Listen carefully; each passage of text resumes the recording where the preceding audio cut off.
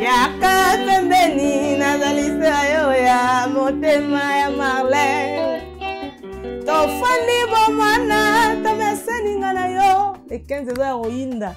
Solo la vérité chante enfant.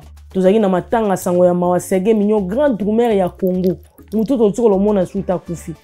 Ezaki na lie osala eloko wana te. Ezaki na place wana te yaki dinyema te. Donc nzamba sunga pena Congo na ba leader na biso ndenge ba okene état d'esprit wana esalaki mabe. Po we ranso ndenge za les rois de la forêt. Po pesa mboto pesa mboto te igwe. Donc yene mtazaki azaki pena na ndenge systématique mais epesi faux. Solo la vérité chante enfant. Dinara Azali musicien confirmé à une musique à maison mère. Azu micro, azu interprété, je crois que vocal à Olivada. Azu interprété vocal moi Dinara. Il y a les Bogards. Il y a les Bogards. Dinara qui n'a même pas fini d'interpréter. Tomoni Michel Soussoye a botoli Dinara micro. Et à la fin Toki Kezaki ba ordre où t'es pas papi kakol. Atin d'abord botola Dinara micro. Solo la vérité chante enfant. Masina mobile babu mani mani lo me okelo mana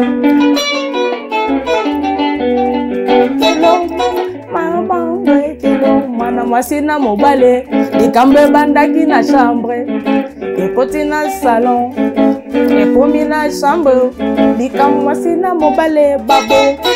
Solo la vérité chante enfant. Baloba que bino ba soliste soki moi ça zobeta solo akuma neti mwana mobali, c'est-à-dire azala source na sentiment ya mwana mobali te quoi. Heureusement si akomi en fait ayé pas combiné ko draguer bana basi akomi neti mwana mwasi pardon akomi neti mwana mobali yé pas combiné ko draguer bana basi. Ça t'est aussi arrivé? Solo la vérité chante enfant.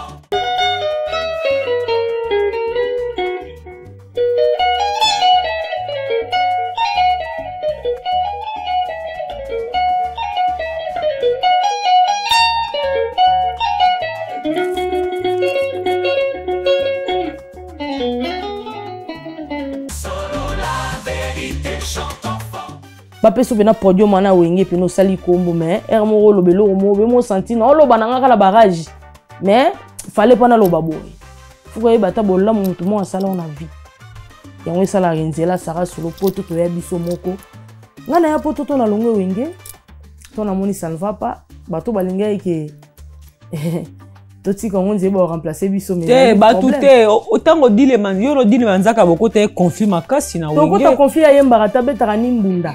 Solo la vérité chante enfant.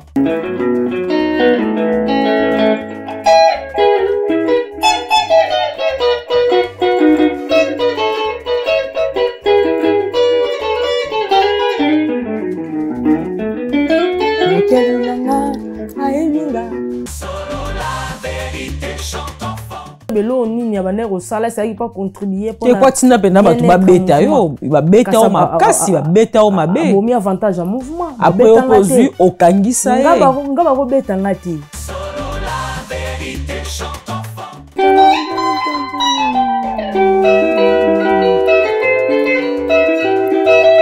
Linda linda malina ya kaso.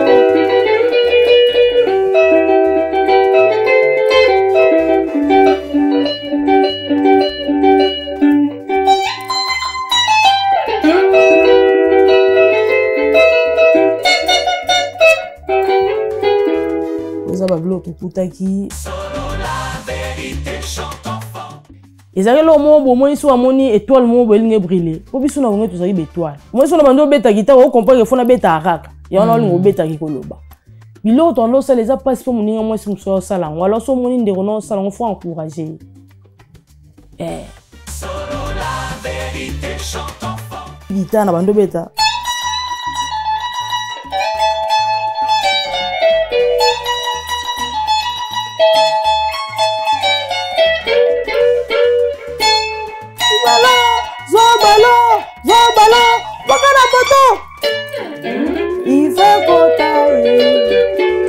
tina obeta le roi de la forêt azaki na simabi zwa balo boka na poto abetinga na simabi na tala boy mais là on a bana nyonso o babima na wenge lelo mutu na mutu il essaie un peu de voler de ses propres ailes si on peut le dire comme ça lelo mwana we ranson nini openda omonaka ye penande aza défendeur ya clan wenge musique à maison. Jofa Cargo Fret Express, le meilleur transitaire de Chine. Pour vos achats en Chine, en ce qui concerne les mobiliers, autres effets, accessoires des maisons, depuis votre lieu de résidence. Confiez-vous aux spécialistes, les professionnels. L'acheminement de vos achats sera effectué directement de la Chine, lieu de fabrication, jusqu'au lieu ou ville, des destinations partout en Europe ou ailleurs. Notre crédibilité et notoriété méritent votre confiance. Commandez en ligne sur chaîne Amazon.com, Zara, Cdiscount, Alibaba.com, Zalando, eBay et faites-vous livrer chez vous. Contact plus 243 99 99 177 87. En partenariat avec eShop RDC, nous livrons votre commande en République démocratique du Congo. C'est génial, n'est-ce pas? Depuis la Chine, au plus 86 137 98 052 106. Et depuis la France, au plus 33 6 15 90 34 92. Jofa Cargo Fret Express, Guangzhou, Chine. Le meilleur transitaire de la Chine. Ndeko yaka ko passer commande na yo mpe ozoba produit au sepela yaboye ezalate. Jofa Cargo Fret Express, les pionniers, le meilleur transitaire de la Chine. Qui dit mieux? Ok, mesdames et messieurs, merci. Merci pour cette fidèle attention que vous ne cessez de nous renouveler, cette fidèle attention que vous nous accordez tout le jour à chaque fois que nous venons chez vous pour vous présenter cette émission Au cœur de vérité. Au cœur de vérité, vous savez bien, c'est un magazine socio-politico-culturel qui reçoit pour vous les renommées dans toutes les disciplines, les renommées dans tous les domaines, présenté par moi, votre humble servante, Marlène Kassanga Naturel, sur cette grande chaîne YouTube, Cholola Vérité Studio. Alors, pour ce faire, déjà d'entrée de jeu, mesdames et messieurs, dans cette émission, je vais recevoir pour vous, aujourd'hui, nous allons parler de la musique.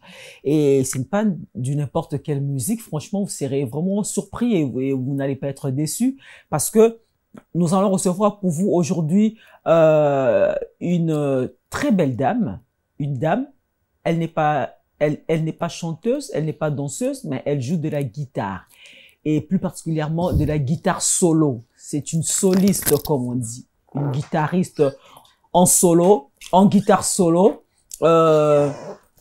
Elle a fait ses preuves dans plusieurs orchestres du Congo, en RDC. Et aujourd'hui, elle réside en Europe. Ensemble avec lui, nous allons un peu connaître son vécu, nous allons un peu connaître ses projets, ses objectifs, et nous allons aussi également, elle va aussi nous raconter sa petite histoire, hein, comment est-ce qu'une femme, bien sûr, se retrouve en train de jouer de la guitare dans plusieurs orchestres où on ne trouve que des hommes. Elle, on l'appelle Sarah Solo. Sarah Solo, à qui je dis bonsoir. Bonsoir.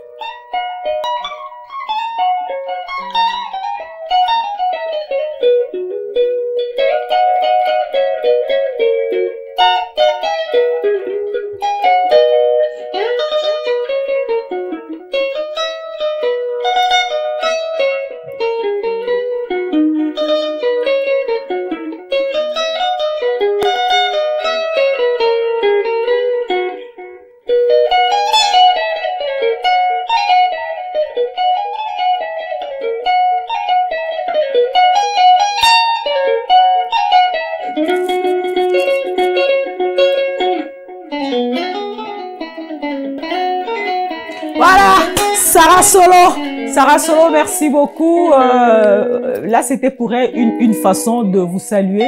Vous qui êtes en train de nous suivre, j'espère que vous êtes très content de voir Sarah Solo sur mon plateau et bien sûr d'entrée de jeu. Comme ça, je m'en vais d'abord saluer nos partenaires, ceux qui nous soutiennent pour la bonne marche de cette émission. Un grand merci à celui qu'on appelle Georges Edgar Bampalé, l'activiste de droits de l'homme en Allemagne. Monsieur Georges Edgar Bampalé, qui est donc notre partenaire. Merci beaucoup de nous soutenir. Également, je vois le vénérable maître Choisi Matata, le maître de votre maître Choisi Matata, l'ange céleste, un ange qui vit parmi nous sur terre. Choisi Matata, Choisi, le big boss.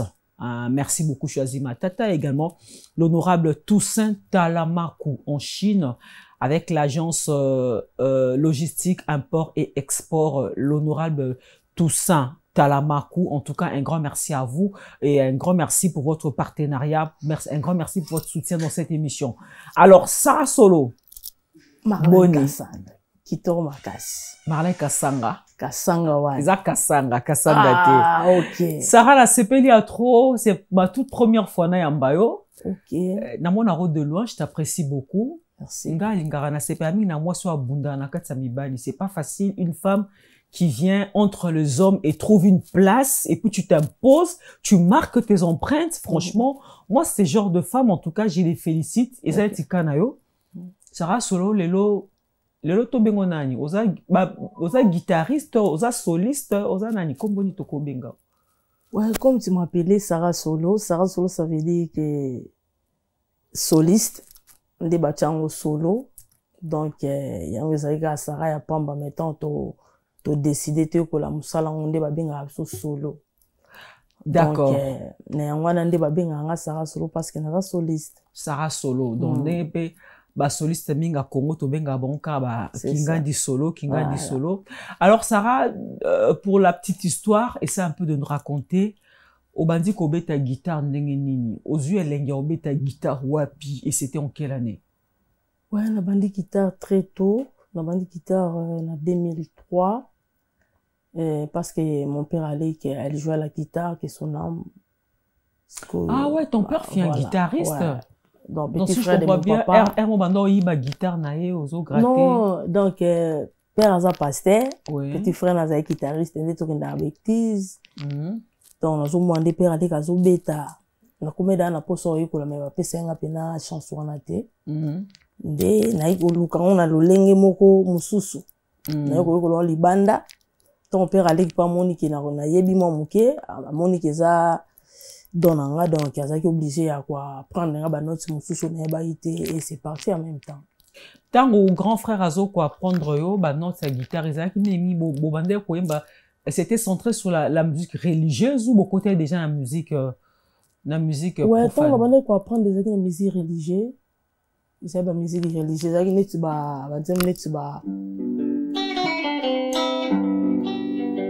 Marie Messam. Voilà.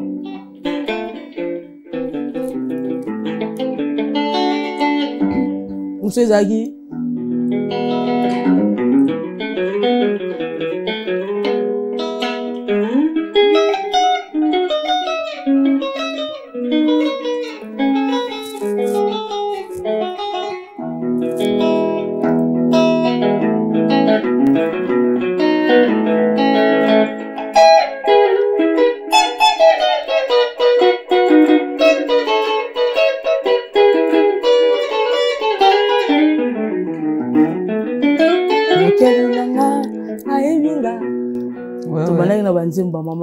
Marie Missam qui est son âme donc ton bani ko beta l'église va sentir ndé na bandela qui parce qu'on dit que muto aza apprenti mais doigté ça qui un peu rapide do moni to bani ko loka ko na ba orchestre ndenge za la kaka luka to bandi po mabele elisi qui est son âme to beti na ba René Lokwa to beti na beti na ba Michel Belé na kine na beti na présent Newman qui son âme première musicien pena Bimisainga et qui présente d'après Newman qui son âme repose en paix donc de na day parce que yene mutu Bimisainga na ba produire na le quoi ba fikin après wana to papa Lutumba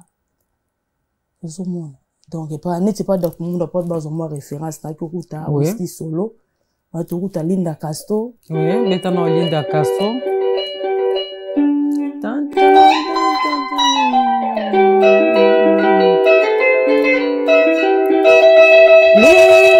Linda, Marina Casto.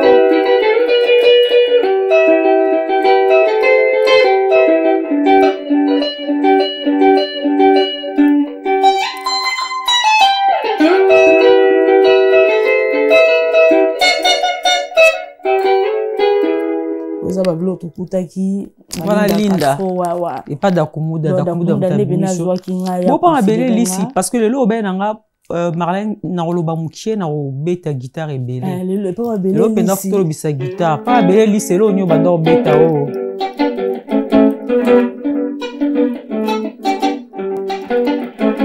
Masina mobale babo mani lo me okelo mana.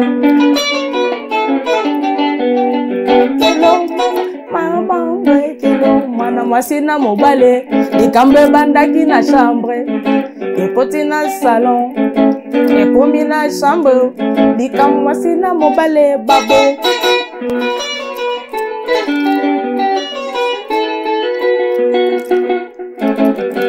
tobeta babiloko ozomona voilà donc vient na René loko na pesi bambote sika za yebi tobeta na ba vie belé après wana na yaki oleka susu na collège des nobles pas présence sonique et sonore. Est-ce que tant qu'on comme dans le collège des nobles tout souka non wana est-ce que ça t'arrivait de fois et okuta na pena bana basi babeta à guitare bon nazaki na chance okuta na babasi bazo yemba koboa kama guitare ezaki pena mwa pasi okuta na mwa sa obeta guitare mais pas professionnel okobeta guitare faut ça professionnel.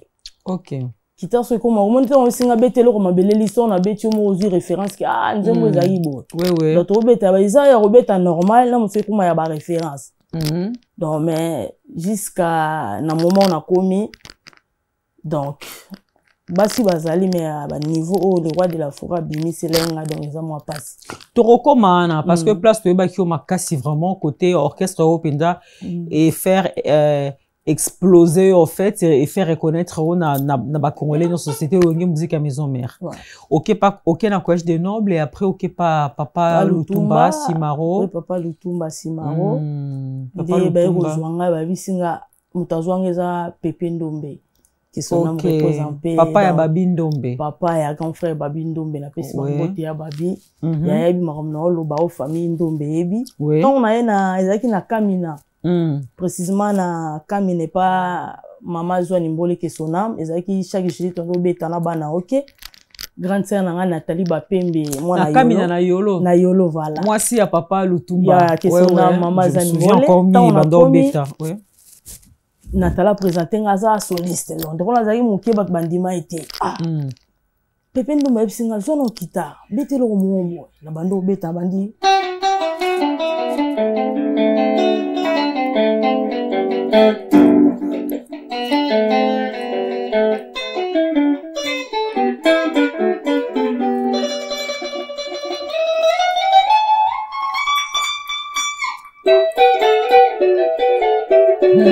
Eric et Kabongo, vous sentir.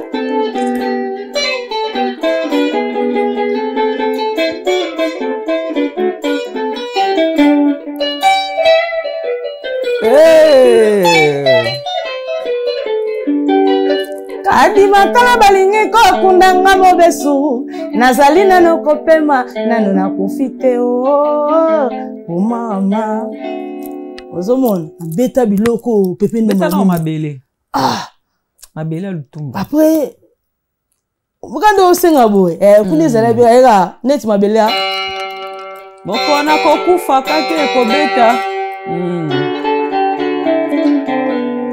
Winde beta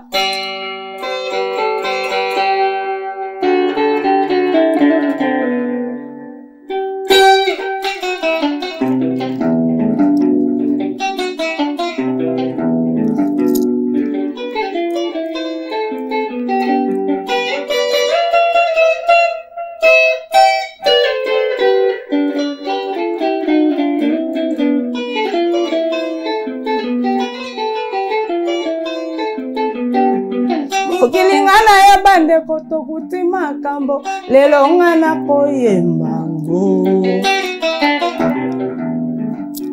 mobembo nga na ya na mokili namoni makambo wana nazoyembanga mwa kesona mve nanga segien naleli mabe. Alors, basali so test na bana ok. Ouais. Na ba partition na obeti. Tu les as convaincus. Tu beta banjela.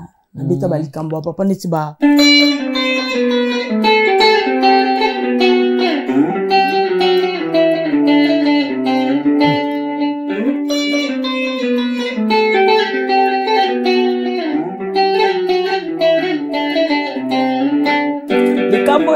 Papa bakolo baba kolebe c'est ça voilà kabo ya ngala papa sukateli wa mama voilà basili ça c'est maloba ezali etina ya nzambe so baba bibeta solo na ye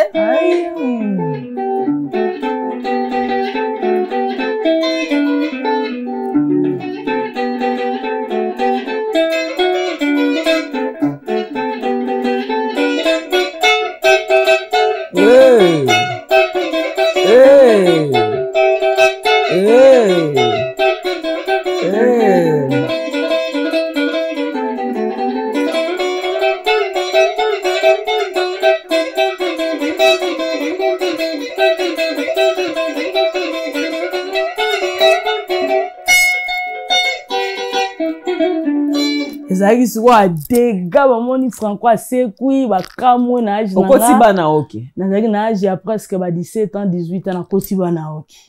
Osali combien d'années na bana oke na papa Lutumba Simaro? Na papa Lutumba nasalaki ba 3 ans nakutaki ba vie na ngai papa Dawa yenda aki titulaire nakutaki ba Los Manoka age les États-Unis na pesu bambote nakutaki ba vie na nga ba Godé Mayala nakutaki ba tubele pena na bana oke. Mais ça se passait comment obi okoti bana oke? Tu n'avais que 17 ans. Ozaki kutu mineur okoti orchestre ya batata mikolo kuna batu bayaka concert wana na yeba ton papa Lutumba do beta na bibo ezaka mona ba mikolo yosko 17 ans t'étais toute jeune okotaki na feeling wana ndenge nini ya musique wana parce que tango na uti pas dakumuda tellement nazaki déjà na batik wana ouais ton na ye kutana grande sœur Nathalie Bapembe moi na maman Kapinga donc tout ça qui orchestre ba fille. Ouais. Tu vas kobeta ba Nairobi, ba cœur artificiel, ba maman. En genre il y a genre neti Tas Bolingo. OK. Ezaki présent au Tombongo qui son âme repose en paix, Nathalie Bapemba ebi Nezi Makengo e Marambo na oloba. Après wana sikoto ba meminga pa Nathalie, vitesse on azaki na dans orchestre na biso ya obombama. Les temps on a exploité talent grande au moni donc bazaki pena si on a convaincu que cours de grand pena ya accepter en même temps. Au sali 3 ans là-bas na OK, bon voyage 3 ans là-bas na OK tout premier voyage na voyage na carte LRT. Tukenda Point Noir. Tellement naza qui sollicité ba konzibé ba zamba besoin mon papa Lutumba na soliste à moi si na bete pena ba nzembe belé na interpréter qui babite foya.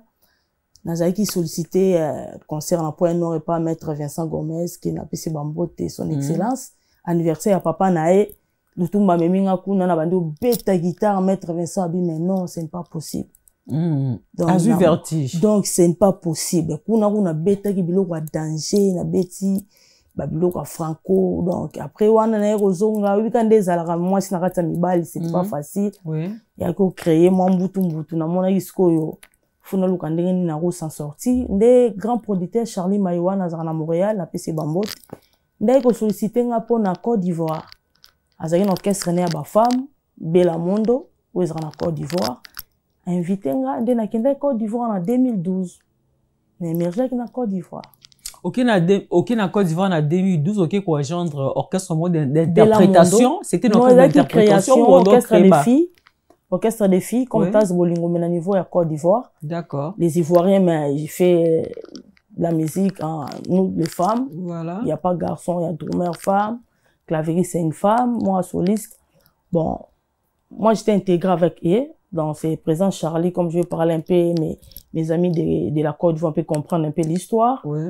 Après tout ça, je suis rentré à Abidjan. C'est Abidjan, on m'a recruté à Belamondo. Charlie Maïwan m'a pris. Bon, c'était pas ça avec les Serge Beno, on a joué avec les Ketchevar à Côte d'Ivoire.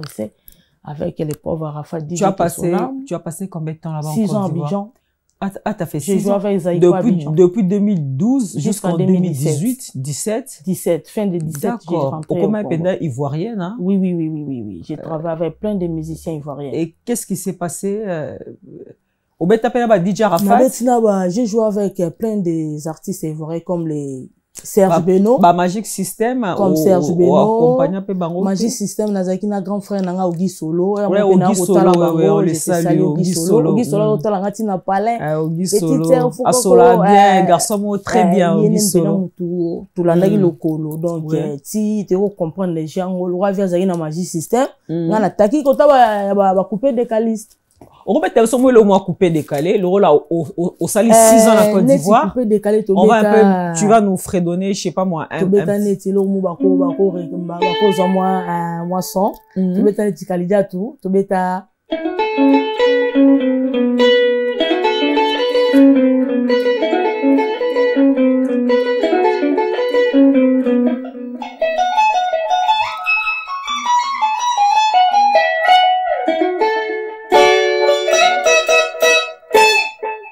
Kalijatu, Kalijatu, Kalijatu. Ça, c'est pour Serge Beno. C'était fait beaucoup de succès à Abidjan. Après, on va jouer. J'ai joué avec DJ Ketchevara. J'ai joué.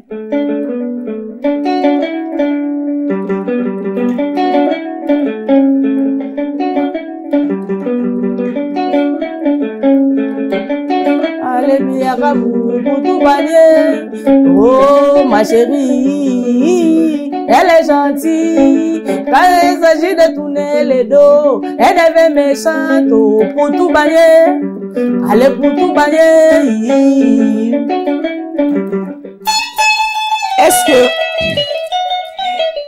Est-ce que, na Côte d'Ivoire, Kounapé, tu avais trouvé des femmes en train de jouer de la guitare? Oui, j'ai trouvé beaucoup des Ivoiriens parce que l'orchestre qui m'a accepté là-bas, c'était l'orchestre des femmes. Ouais. À part orchestre en Abidjan. À part non. Dans l'Abidjan, on peut être 2, 3 comme ça. Si on est beaucoup à Côte d'Ivoire, on était 2 ou bien 3. D'accord. Yeah. Au Sali 6 ans à la Côte d'Ivoire. 6 ans à Bétine, tu as pour tout bagner à Ketchevara. Sous Bétine pour tout bagner, bon, mon a. Guitare Sarah solo, to betina ba Serge Beno, ba Arafat DJ, to betina ba Dolisiana, ba plein, na beta ba artiste belé penza. D'accord. Et en 2017, tu décides de regagner ton pays, le Congo. Oui. Avant toko tan listola 2017, nous avons Congo, na la question mon na tout na peu na katika tuana. Baloba que bino ba soliste, soki moi ça zobeta solo. Akuma neti mwana mobali, c'est-à-dire aza sous na sentiment ya mwana mobali te quoi. Heureusement si akomi en fait ayé pas combiner ko draguer bana basi, akomi neti mwana mwasi akomi neti mwana mobali, yé pas combiner ko draguer bana basi. Ça t'est aussi arrivé? Nalia na ba mbisi na ba restaurant belé na yé na Mambo Galaxy na côté poisson tala mbisi mbisi pe ya mwana te haza minere te haza mukolo ndoboko liango familial botondi mbisi basangisa na crevette kaka ya mbisi basangisa na makemba basangisa na poivron basangisa na céleri basangisa na pomme de terre basangisa na munganza donc mbisi azu vitamine bazali susu na ngulu bazali susu makayabu brochette oto bengi kamundele mayebo ndo biloko no so mboka pa Galaxy Mambo tozolia c'est Mambo Galaxy azo sala pana bana mboka yango wana congolais pona esiko yokolela or que ba congolais to yebani osali 6 mois bo bundi na propriétaire te musapena lisu mais Galaxy Mambo 8 ans quel restaurant. Au numéro 137, rue André Carman, à Aubervilliers, composez vite les 07 53 28 89 07. Galaxy Mambo, c'est du waouh. Likamba bongo. Bon, on a habité sur Okutana Bata. Bongo, musique, c'est art, c'est un métier. Oui, donc là, bah joueuse, ça la boxe, moi ça la boxe, moi ça la judo. Donc ils ont art. Ils ont le mot incarné, mais ils ont été comme ils sont un peu brutal. Donc souvent tout ça là, on a tout ça s'appelle na yo, na bien, tout ça s'appelle on a mal, mais il faut être conscient. Ne lo ozo ça là, ne lo ozo luka, ne lo lingi quoi. Les arrêtés comme ça va tout bon non. D'accord, on a comme na monyondo là, tu sexy boy. Non, tout ça responsable. Franchement, tu m'as surpris. On a un guitariste, on a rap pantalon, mounene, basket. Tout ça responsable. Tout ça pena bassi. Netinga na pena femme africaine, on a défendre le Congo. Tout ça va tout mon boy. On a pena John. Donc, Kozaku, maman na Michael. Donc, maman na Michael, ça veut dire que babota ara na mobali quoi. Voilà. Donc, ça mena sala mokili mobali na mwasi. Na trop changer ngote.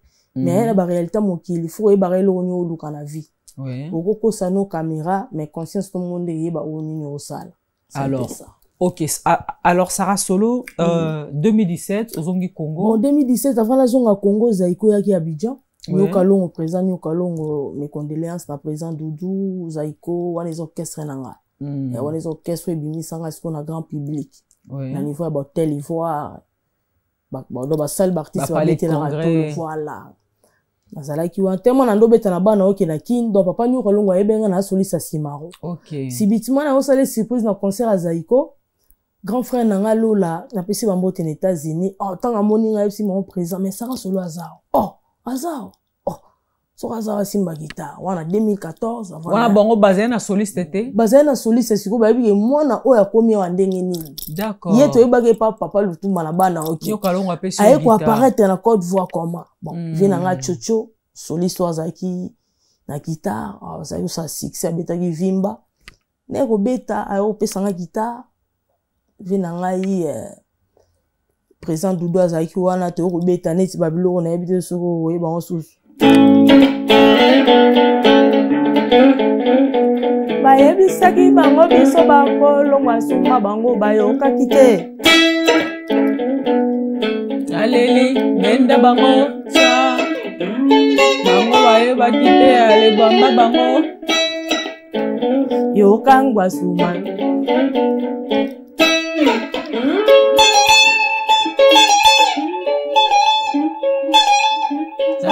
Sala mwana mama salunga sala. Comme ça, animatrice les autres. Ton la bête lo. Sarah Solo. Voilà, amen ba. Okobi singa akala ku de mission le voilà zona ba. Laisse tomber. Mais ta solo ça za ikwata et Dédé. Après te robeta. Robeta Dédé.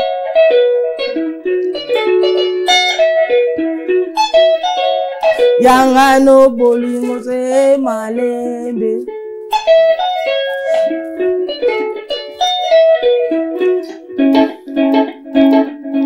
Moi, elo moi Zaiko penda eningisa penda o. Kasi Dédé osengaki yango uti. Ah, toke. Elo muso Zaiko esala d'ici c'est ça. Penda. Na solo. Kaka seko bokolo yango. Hey.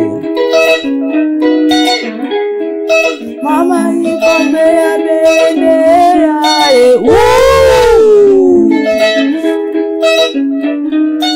nazelaka mwana kola akoma monene nazelaka nana kola akoma monene. Oh, tu nous émerveilles avec ça. Moussouza.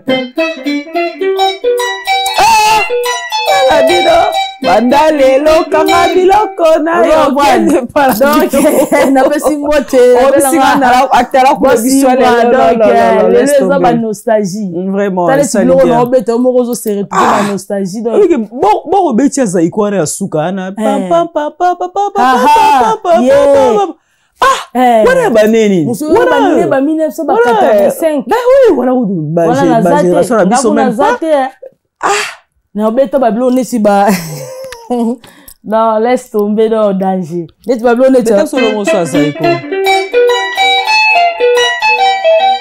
aha bango bonio tukulia te zekete kanga bango ebi kanga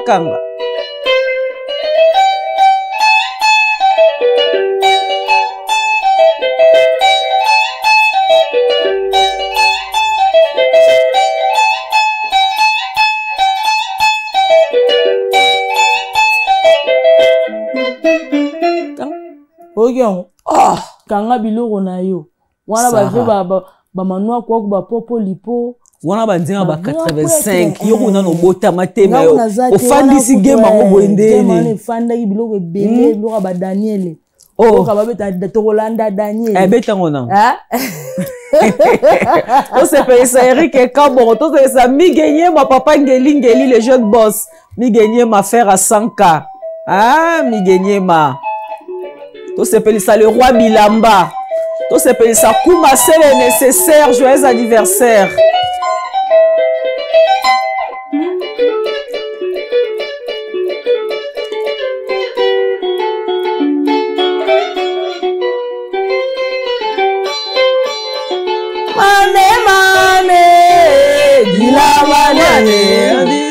tambula tokende imwanga mwange mame imwanga mwange oh ah bon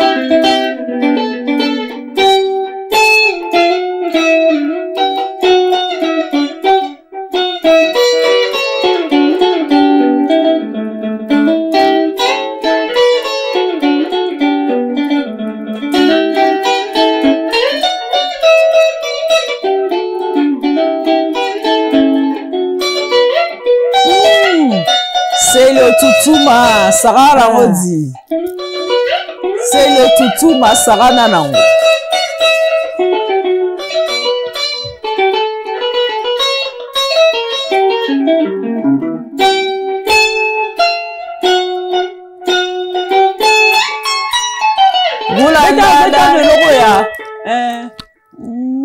Mouzi. Ah, Mouzi. Oui, c'est un bêta. Non, qui on veut moi, voilà. Là.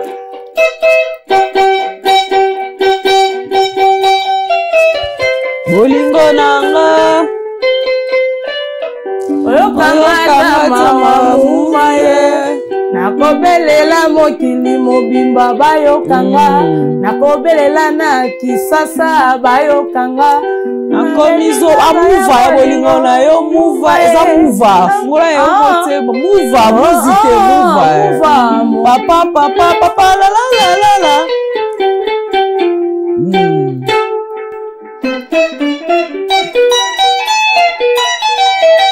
haha ça solo to pe malano beti kitafo va choisir Matata le vénérable bah Sepeli bah Edgar Georges Bampale bah Sepeli bah le saint Talamaku na Chine en tout cas bah Sepeli a trop bah Pasco tout dit bah yombe bah Sepeli place Bazali. Alors Sarah au passé un bon moment avec Zaïko, tu viens de le prouver tout à l'heure. Oui. Et en 2017 au Zongi Congo. Yeah. Au Zongi Congo tant au Zongi Congo au Saraki nini. Tant au Zongi Congo tout ça qui na papa na Mikael Simon Bilati qui na pesi bambote. Oui. Tellement tout ça qui na débit tant au Zongi tout ça na toujours.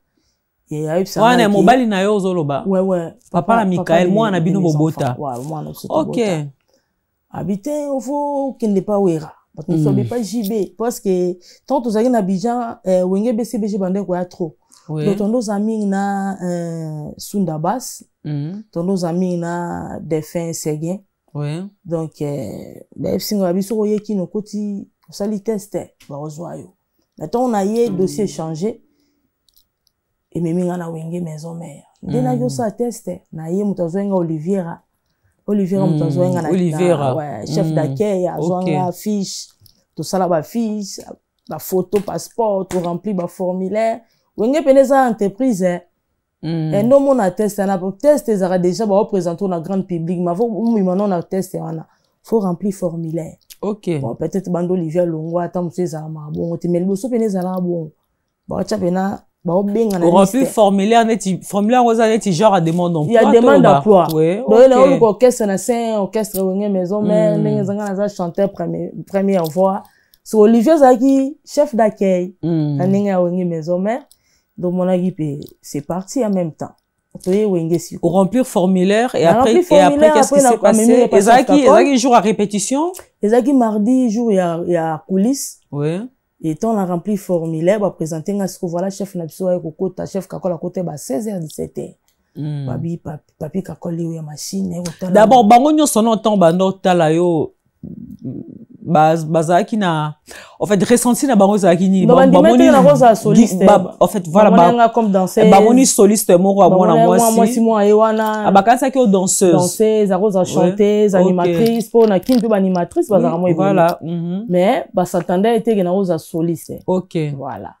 Donc ton chef Kakol état major na pesi bambo te monter maman ligne d'énergie yo tabi oh danseuse yo bina on habité chief naza soliste yo soliste pour mettre la guitare brancher loko na yibi na bablo na brancher na bandi obeta bibeta to na bandira bo elo aliboso bete za nini wana wa nsona na wana wa nsona na azana Paris wana sko papi Kakol zo gérer comme d'habitude chef d'orchestre ya pe sa administration ndenge ezalaka toujours surtout na ye na bandi obeta na ngaka ndenge ezala obeta donc Kakol asengi obeta elo aliboso bete za nini na beta nit ba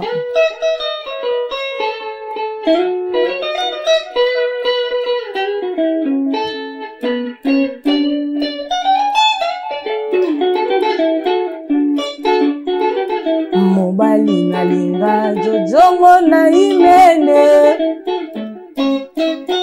oyangengaka lokolango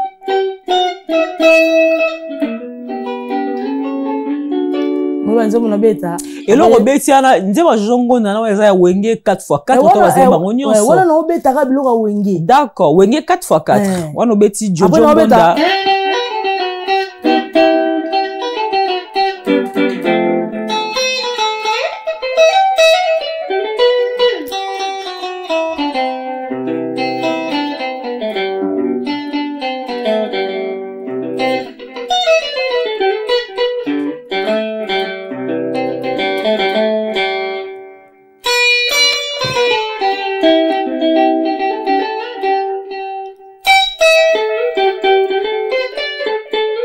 betala mulolo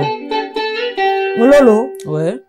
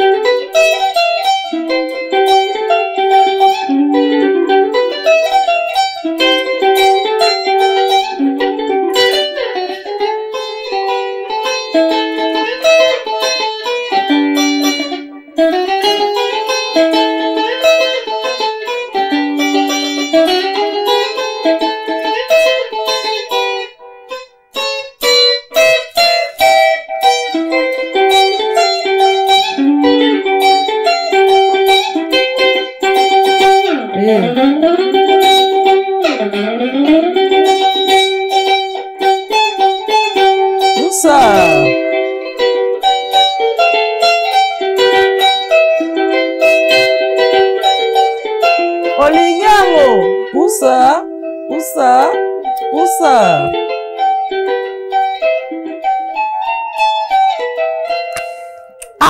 Sarah Solo. on a répertoire. Ça dit, nous sommes sengo ozo beta mbala morne. En fait, yep ça son ezande ni bilo boza nango déjà na mutu na misapi parce que tout ce que je te demande tu n'hésites pas, tu joues ça à la seconde. Tu n'as même pas préparé ça.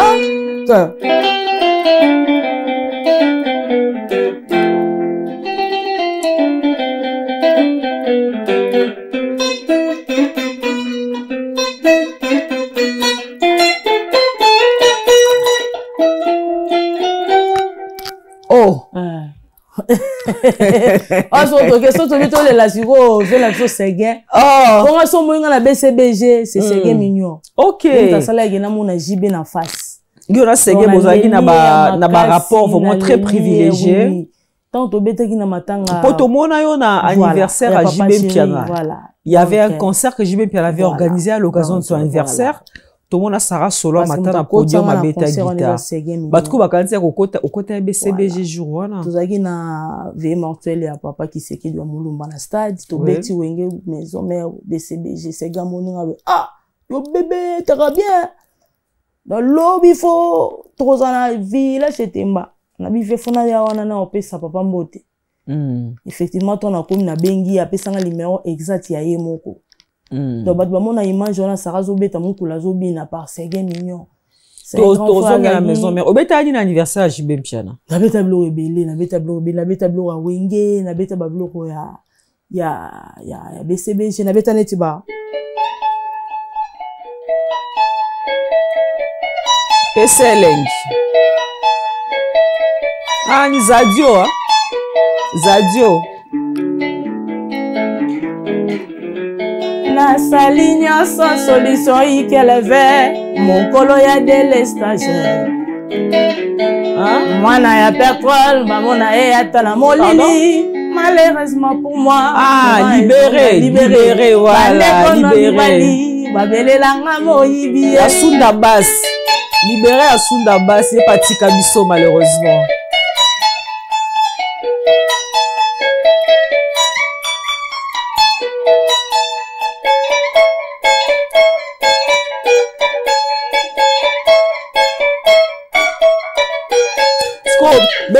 Nous partition mora seben au moment et binisa qui JB Mpiana un jour anniversaire nae. Oh la bête obi. Parce que au binisa JB jour wana makasi mais non on a la maison mère oh to sauter ka moi mukie. Oh pendo binisa JB na anniversaire. Oh yelo seben.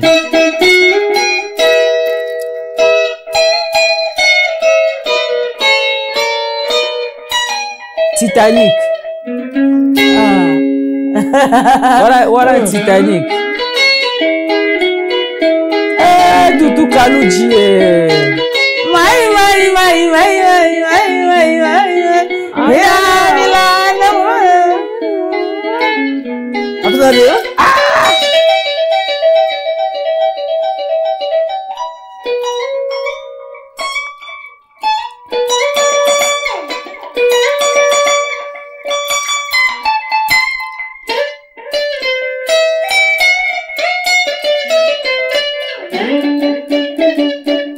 Kokipaka makambo ya batote kipe ayo. Pele. Oh lo Pele. Ah, Sarah Solo. Ah mundenge, na ba chéri mundenge, oyo. Ah mundonga. Toka msuko ha?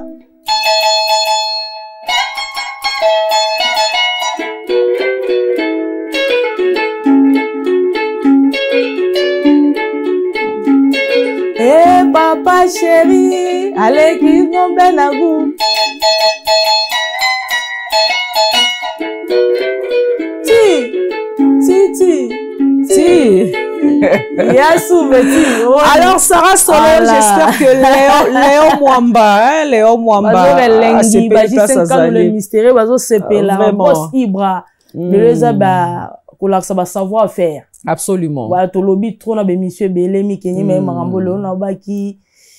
Donc il faut na savoir faire nanga et pas ndeko nanga muninga moi c'est comprendre que c'est pas facile ko comment na ba niveau. C'est pas facile surtout qu'on s'imposer dans kati ya bana mibali et faire un nom, marquer les empreintes comme toi tu l'as fait. Franchement moi je t'en félicite. Merci. Au côté maison mère, tozongi ce la maison mère. Kakola salisho test obeti mwa bilo mibale wana ya wenge ya kala kakola ningani mukie okoti mouvement l'absence à Weranson raconte ça s'est passé comment batindi vidéo il va la foran limité ah batindi li Weranson vidéo na poto alors il faut garder na en coulisses je me suis toujours répété rep en coulisses to préparer séjour de la route to préparer album séjour de la semaine ouais Malamoro na yoki na FC chef kako na moi idée kako la ah yo mwana moi somo mibali ba vande belé bo yo za na idée bon dit Corinne pesa guitare to ro no idée na ye dit to bimsa idée à 7 jours de la semaine o ra ba diemba tozo tindika to na zui guitare na bando beta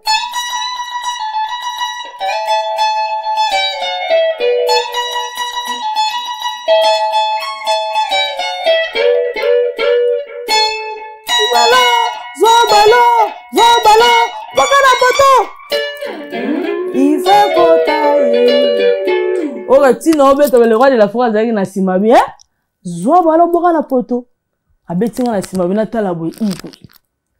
Tala so basala ba tese okuta mukolo kese sunga na eba ete. Na balusa boele roi. Ari bandeli le roi là.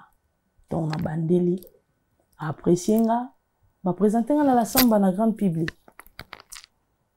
Babi sofo mokile mona osiko sara solo beta test. Wana soko jour sur la présentation na on a public na répétition publique ya ba fanatique. Ndagi mabe.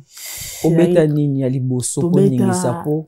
To beta bilo. Ba parlementaire à la zamba plat ya pe bazara te. Tu hein? To beta na beta bilo makasi na beta neti.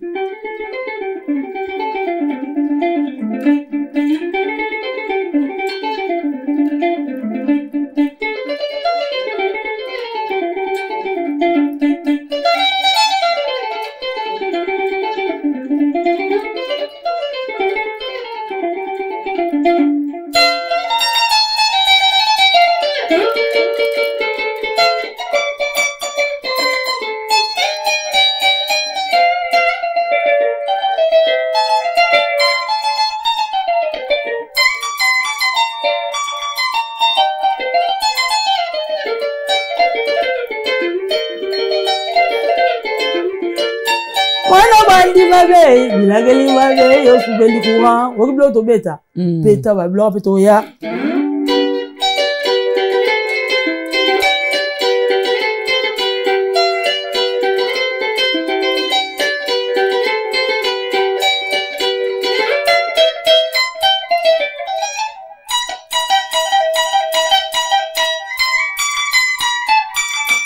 kapaya betaka vole aningisaka mema biso na 7e ciel ewenge hey.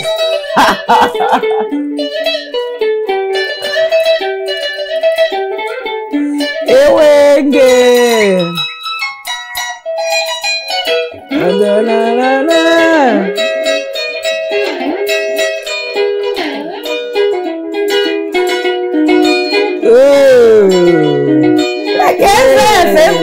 Domina Muselu oh mama biloko ya rena Grand Paris yango yo Muselu oh mama peut-être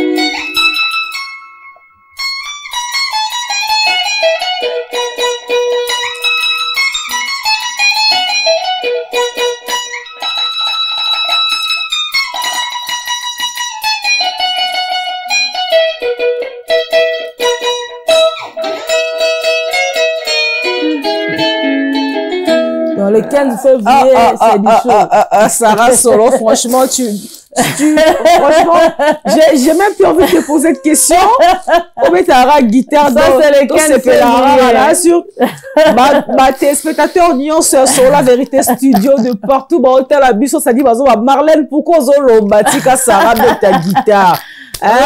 Bana Angola, merci beaucoup, Botel Rasso, la vérité studio, Bana États-Unis, Bana Canada, Bana Afrique du Sud, Bana Kinshasa, Boza et Belé, Botel Rasso, la vérité studio, Bana Potepe, Bana Chine, ok, Bazo, Bana Marlène, pourquoi Zokata Sarah Solo, oh là là, Sarah Solo, bon Sarah, toka Chikicha, Cha, voilà. Tokata nano tozo ngano masolo po masolo solo pese belé tozo na sije ozo mbrebi so la guitare trop to bo sala barabusu les 15 février na arena c'est le tutu ba awele biso tela biso affiche à le roi de la forêt et ça la biso bien alors Sarah Solo au côté maison mère tu as convaincu Eranson accepté par son public par ses fanatiques par parlementaires ba musicien ya mibali bando traité ondeni en tant que yo musicien ya mwana mwasi bando respecter nga respect mutuel ezalaki tozalaki déjà na CV ebimaki poso okoti ba peso CV mouvement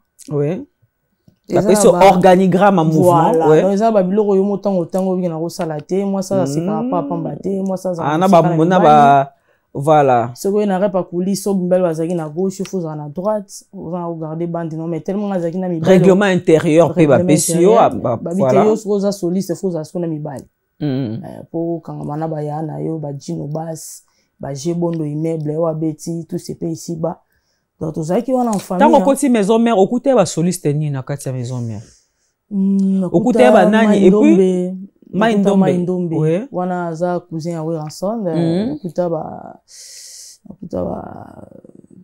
ba Dicorino Arc-en-Ciel nakuta bango nazaki troisième soliste. Mais j'aimerais un peu que tu nous aides à différencier, s'il te plaît, Sarah Solo, entre guitare solo, guitare basse, na guitare d'accompagnement en fait. Différence c'est Zara nini et puis nini penza et ningi sera public. En fait, nini est très important dans la musique. Bon, c'est ça très important. Guitare accompagnement rythmique, ils ont ça accompagnement solo, accompagnement ont accompagné soliste à l'anda rythme. Ouais. Donc accompagnement za base, on moni simaro azali maman na accompagnateur. Na koloba nini créateur. Ya no beta en fait. Papa simaro no beta accompagnement. Simaro na mutabeta banzembo to muso e barate. Oya accompagnement. Omone na beti bo basinga minene. Solo siko ezaka A na C. Donc ezage yazo accompagner soliste ozo pesa siko elengi. Soliste a pour on pesa ba mo be pis. Voilà. Mais accompagnateur ça pour on accompagner ma vie so ba gitantina. Yo mo senti ton azana na winga accompagner. Siko nanya créa ka rythme na guitare. Ezali eza solo to accompagnement. L'accompagnement mutabanda ko créer rythme. Rythme, OK. Accompagnateur mutabanda ko créer rythme, soliste azui. Alandi azui rythme na ya accompagnement.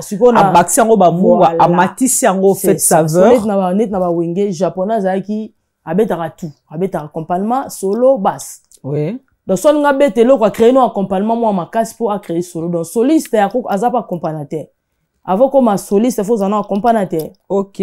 Ou beta rythmique bien, ou respecter ba norme ba structure ba note. Après oui, qu'on intégrer dans le solo. Et bon, basse, guitare basse. Basse, c'est ça ce qu'on appelle ça bilingue. Il y a ça lourd, il y a ça kilo, il y a ça vacuum, il y a vacuum wana, il y a ça kilo siko, il y a orchestre. Bon, quoi, Gino basse, na fanda na wenge wana donc. Atingama parce que kilo est ça. Bassiste, wana kilo. Le roi balo fombo basse, na biso ya Congo. Michel Basse. Voilà. Ah, Michel Basse que je salue parce que semaine prochaine tu vas m'appeler Michel Basse na plateau et pas la basse na guitare basse comme na grand frère Michel Basse Michel Basse on le salue abeta ba générique belé Michel Basse Michel Basse il peut me beta na nzembo ya Ferrego la double toto chibula ozomo Mister Michel Basse abeta ba basse donc il y a polyvalent mais aza bassiste aza soliste c'était le roi. OK. Yaza pena provident ye musala yaza pena basse. OK. Voilà. Au sali combien de temps dans une musique à maison mère? Na sali 6 ans. Au sali 6 ans na musique à maison mère. Semaine na beti ali maimona. Poto ali bosoka bae na yo okimi mbala moko obanda okana poto ngo ça va. Biso pena to koti wenge poto za raté biso koti wenge ba kombata ba boyi to beta musique na Europe. Ils arrivent maintenant plus de 14 ans que musique congolaise est bête raté en France to démarrer dans les rois de la forêt na ba souffrance ma casse to bête na ba Afrique nenge zala kaka mais tellement et toi les alaki écoutez na aura les rois de la forêt maman Sylvia zaki on a zo considéré pour ce to kota wenge to za déjà occupé donc na wenge pendant ça ra boulot OK focus kana musala na donc maman Sylvia adopté comportement là donc moi le roi de la forêt a ça une chance par rapport à talent à couti pa nanga. Leader pas à fou là, il faut que tu aies quelque chose. Absolument. Baro fulo te so zana quelque chose c'est à Marlène. Baro fulo so zana lo mokati na yo, ndeba pesi yo. Bo mikolo yo vérité za wa wana zo biso na zo tala yo monde ti ba so benga ngati na ba Chine. Bazo bana fauteuil rouge tout le monde a jaune mais mikolo rouge ya Marlène azo beta bango mingi nyema bongo lima ina vino mingi nyema lobi ke nga za la jaune yo na pesi aura rouge tapis rouge ka ba comprendre la idéologie 2025 eza ba aura ya musalo sala na kini ya kala. Merci beaucoup yango ifu solo na France ozano tranquille. Merci beaucoup Sarah Solo oye poto yana we ensemble nonga pena zo occasion yana wenge potote poto pe tonga to ya Zénith à 2020 mais conseil zaki annulé Zénith to bande préparé après par la grâce de Dieu tellement talent zalaki nazaki sollicité na babindele na niveau ya Suisse baki ozwanga na wenge maison mère basenge pas le roi de la forêt na ko défendre wenge ngamoko donc to raté Zénith ça que Suisse ba lobi nde balingaka bato musu baloba mamba batayebi ota mona ota liana ote me so avandi liboso etando eki azoloba onzera mona bon ngana ndola na maloba batu te me ndola nda conduite na ngana boss na ngana le roi de la forêt absolument to na moye ye azo adopter ba effort na zo sala ba valeur na opesa mouvement après kozonga na nga Suisse te robet ba stade des martyrs ba le 30 juin réconciliation ya wenge le roi de la forêt pena permettre papa le makaba pena permettre longola guitare na light Sarah pour ebe ba we ransonner be Sarah ça na capacité obeta lo ale makaba tu ça le meilleur de nous obetelo ni ale makaba na stade de martyr na concert a wenge tant ale makaba latio penda guitare na e obeta lo to beta blo to beta ba elo no yebani makasi betelo mo ale makaba ya makasi to beta eti elo ale makaba eta talala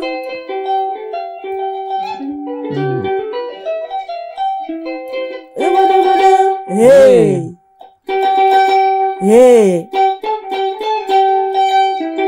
hey mame usa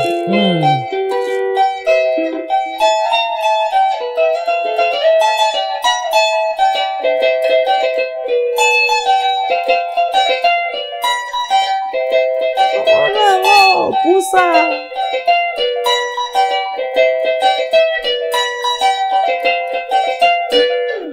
zomon voilà to beta ba bloko wana to valoriser ya papa to laksa papa qui marosa vivant oza pana ba idole na yo et ça la pe wenge to les lots en la poto mais tu es toujours considéré comme membre du groupe Wenge Musique à Maison Mère.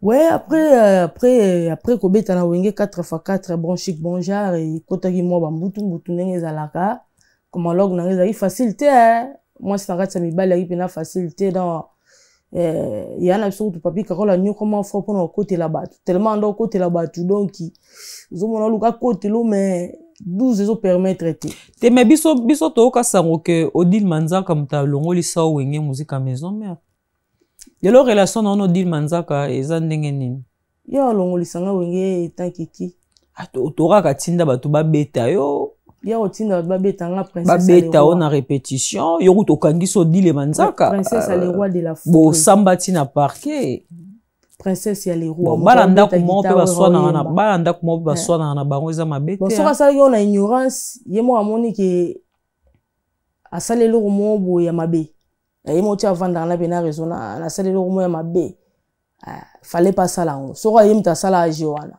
pour na princesse a roi esika roi esika saraza esika mama Sylvia za tango sa ba bloka bongo na muto baksa implice na Wenge mon était la scène musicale ya grand frère Richie Watanabe invité n'invite pas mais invité et comme nengana tout non vraiment yango na we ranson invité na la scène musicale Richie Watanabe we ranson na Memi Sarah Solo na podium voilà tango we ranson na linga yemba Richie Watanabe penza ayebisi soliste na bonde nini pesa Sarah guitare Sarah accompagner les rois de la forêt eli koloba koyo keleki koloba ba bien fonga na sala na Wenge et ganga na mato ya les rois de la forêt okoza la porte-parole okoza molobeli mais yeba koloba pour garder valeur ya orchestre koza te pozo ko machit pona baninga mususu po muziki okoloba mais le 15 février za ko yemba ko bina ko pesa les performances za ko lobate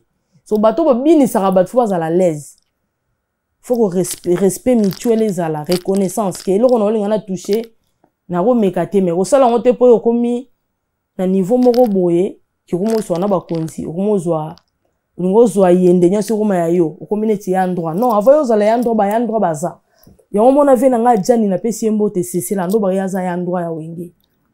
Batu balobe bele mabe ya jani mais lelo so talivi ya jani. Nzamba laksa mokili kaki. Mabe ya mokili bokolo bala nzoto mutu. Ngane na laksa ve réalité. Oui, on a invité dans la scène musicale, na beta qui était héritier ou t'as ébité. So t'as l'image Johanna na ébité grand réalisateur, so Rachelo kono monian ozagi maman na spectacle. Au répété t'es dans orchestre, le même jour ba bengo beta concert ya munene la scène musicale, na gang sabatu. Parce que on a comprendre que l'ocouter kana ngo na sincère mais vérité tant comme un escalier et dévoilé. Tant on lobela mouvement faut ba regarder parti sur baza ba pion. Na mona ke nozo ba ko yebi ba misa wengeti. Esala nga passe oye baba ngotendeli. Ngoye benga dana kin. Ah, Sarah Solo na yebi ote. Ah, siko ba misa na bazo banate pourquoi? Pour le roi de la forêt lembi. Ako fula ba tumoto yeboye ozi marambo ke yiro saba n'importe quoi. Pour ming ba ya ba talaka oye ba tumusu ba ya ba oti daleneya. A oti nulle part.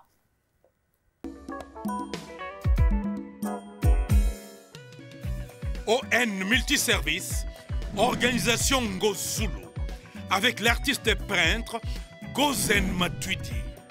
Pour vos services de décoration intérieure et bricolage, tous travaux de peinture, papier peint, enduit, parquet, carrelage, électricité, plomberie, montage de meubles de cuisine et plateaux télévisés, contactez Gozen Matuidi.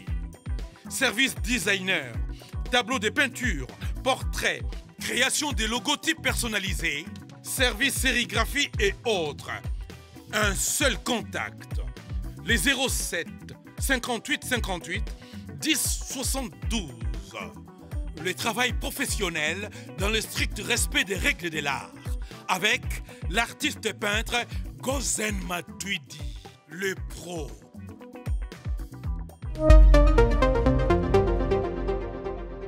Pape so bena podium mana wenge pe no sali kombo mais ermo lo belo mo be mo senti no lo bananga kala barrage mais fallait pas na lo baboy fuko e bata bolla mutu mo sala on a vie ya ngwe sala renzela Sarah Solo poto to ya biso moko ngana ya poto to na longwe wenge to na moni ça ne va pas bato balinga ke toti ko ngonze ba remplacer biso mais te batu te otango dile man yo lo dile manzaka boko te conflit makasi na wenge to ko ta conflit ya yemba ta betaka ni mbunda azani animateur bobo ando wela ni bino to wela nini yende fo ebelo nini ya banero sala ça pas contribuer pour quoi tina pena batu ba beta yo ba beta o makasi ba beta o mabe bomi avantage à mouvement après opposu okangisa e ngaba ko beta ngati na monongo siko ngaba ko beta ngati tango mona boida la princesse du roi esprit plein 1292 bar C yo Olivier Makambo Gino Orléans Landry Bayi Mambo na loba ezali lo mo bo mo iso amoni étoile mo bo linge briller po biso na bonge tozali étoile mo iso na bando beta guitare o comprendre fona beta araka ya na lingo beta ki koloba bilo to ndo ça les a pas po moninga mo si muso sala ngwa so moni ndeko no sala on faut encourager balobi tous les vérités n'est pas bon à dire si on est na minute ninga na yasko poto mo ati ça des avantages ya wenge ozomon ok na minute so na zaki na ngana préparer concert heureusement le roi de la frate ale gabi pito za pina ba chance ba poto ma Sylvie bika dia Noël to tiga ko pe mané kuna ya mo ton Charlie Maiwan boss na Côte d'Ivoire nem ta memanga Paris na na ba mise ba kimanga Tokoma vendredi ba kimanga samedi na 3h. Ya on bisiko au fana na poto yo moko mais pour l'instant tu te considères comme musicien en groupe nini? Non, on a vanda na poto na osala carrière na ngana za poto po na ba misenyo so na za naître mais so yeza sangwa le roi de la forêt so ki lolaka déjà beti so mo ngana déjà awa wa se ki lolaka betaki et le roi de la forêt wana za igwe wana père ndeka na scène musicale bo mona wana bilengwane silarité d'otoza. Donc, si mwana yo préparer déjà l'axe bon ndenge ni scène ozala. Yo so na obeta kita o comprendre ndenge ni scène ozala. Et vous êtes danger donc nazo profiter bato na baso ba billet ba silisango parce que les spectacle moro au boto lo bossa na honte. Voilà, le 15 février à Paris Grand Arena avec Weronson et tous ses poulains. Sarah Solo également nous promet qu'elle sera de la partie donc Biso Petorosa. Marlène Kassanga pe na ozala. Na rozanga te.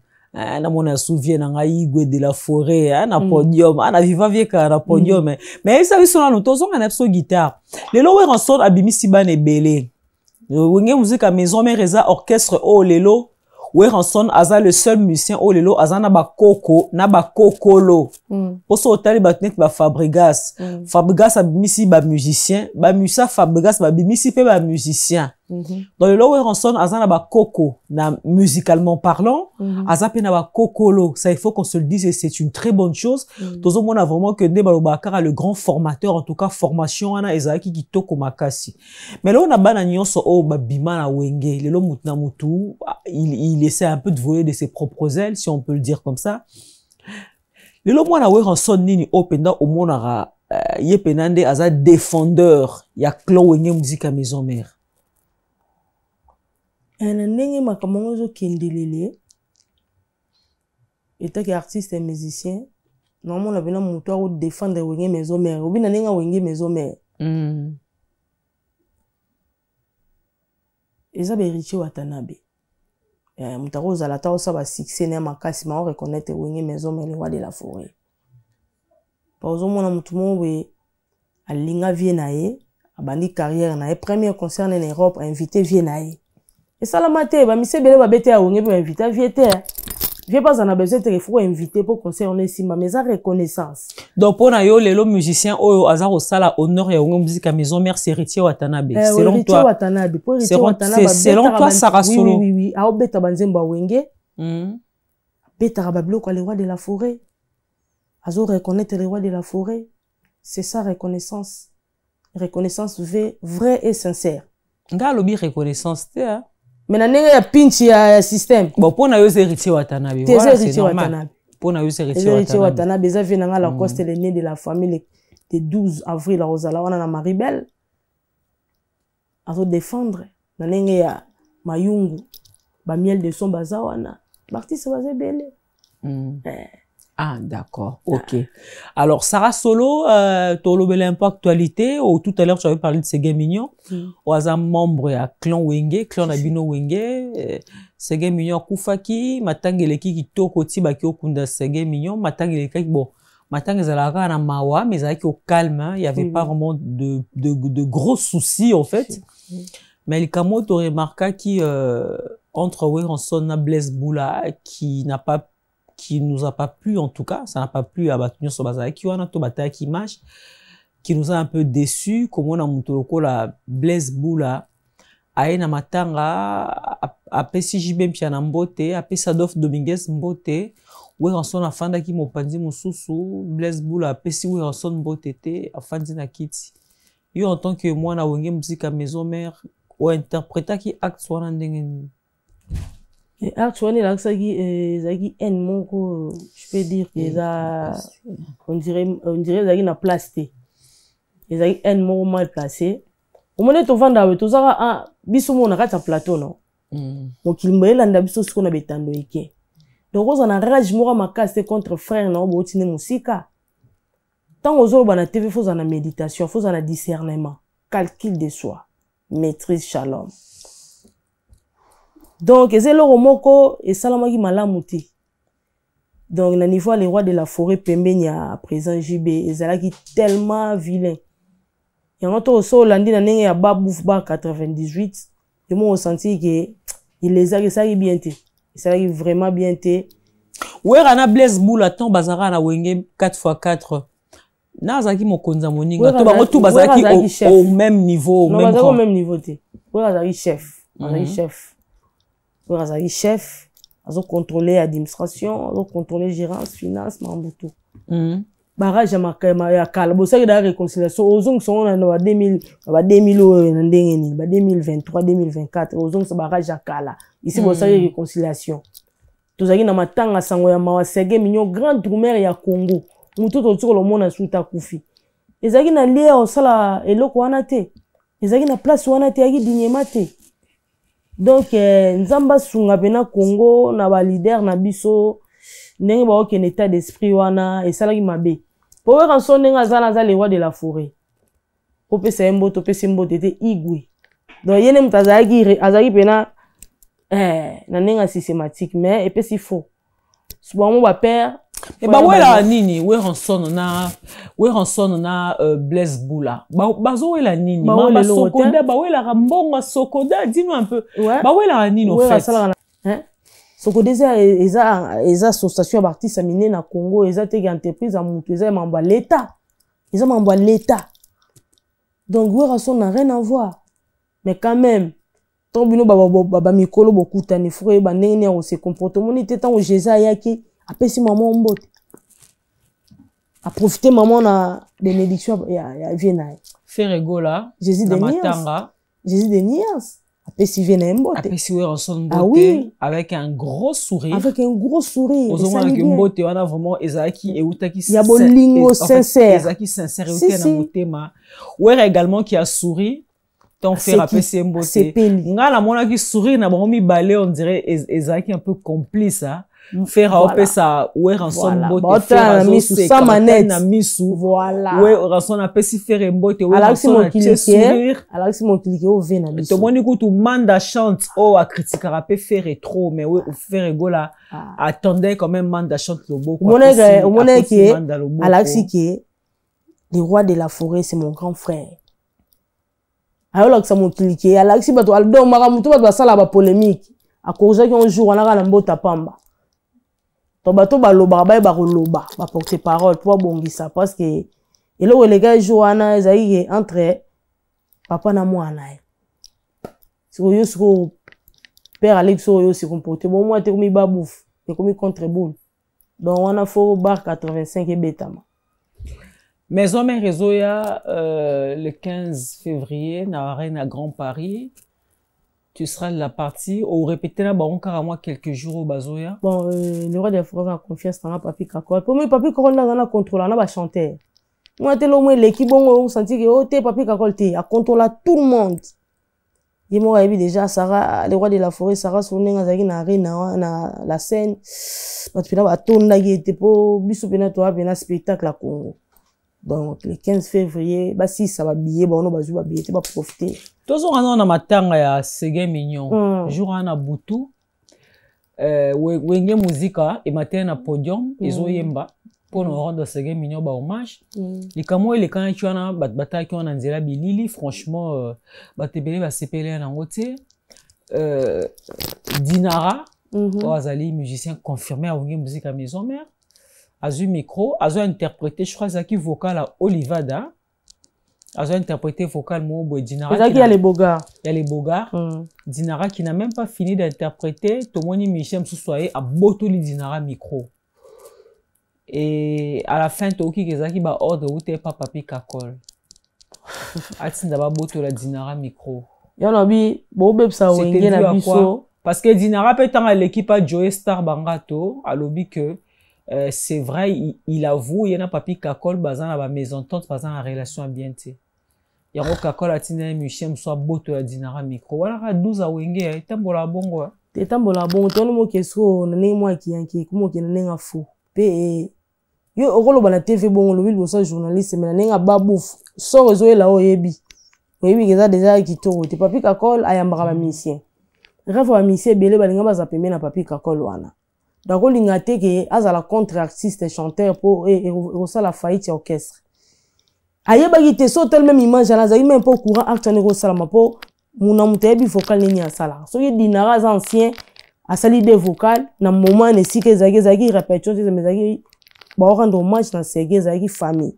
Alors, Sarah Solo, bah, tebe, bazotuna, le 15 février, na Paris Grand Arena avec Weranson, au Robert Tanini, et là, on a aussi appelé ça bisso.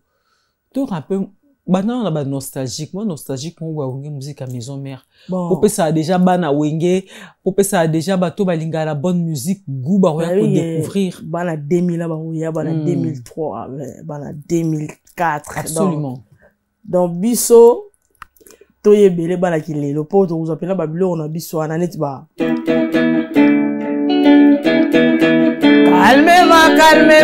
calmement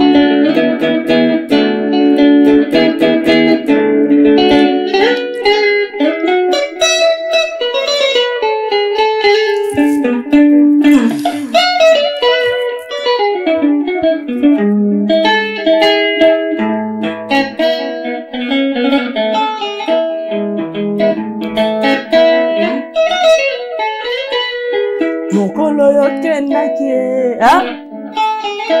Bino msubazo.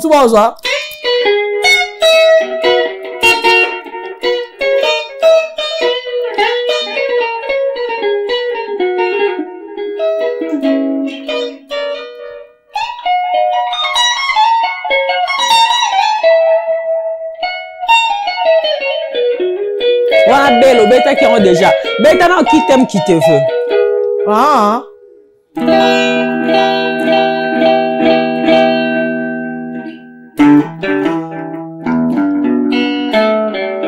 Oka.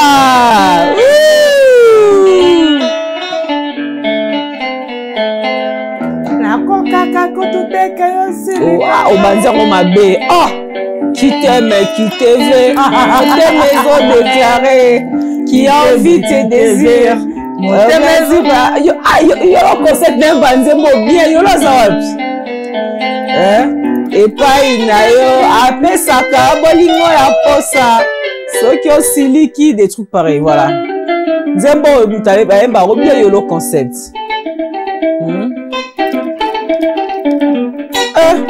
Osone.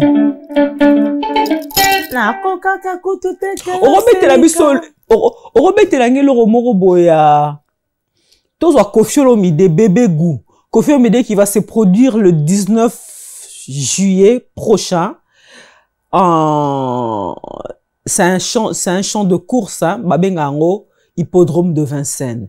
Le 19 juillet, rendez-vous avec Koffi Olomide, le grand Mopao et le quartier latin. Bien sûr, accompagné de Sadu Cinéma Massi à Rosalawana. Alors, pour tout ça, plaisir, pena Mamassi Olomide. Hein, c'est mec qui a Sandra Kazadi, c'est mec qui a, c'est un assaut à Londres, vous savez comment est, et voilà. Bête l'abso bébé goût. Il y a Koffi Olomide.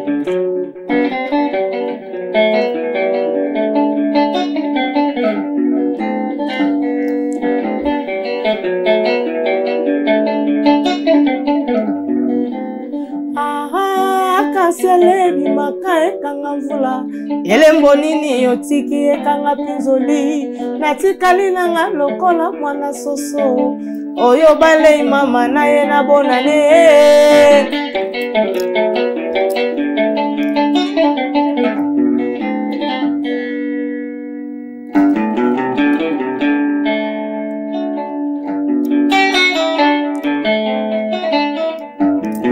Torosolongo ya Koffi akala.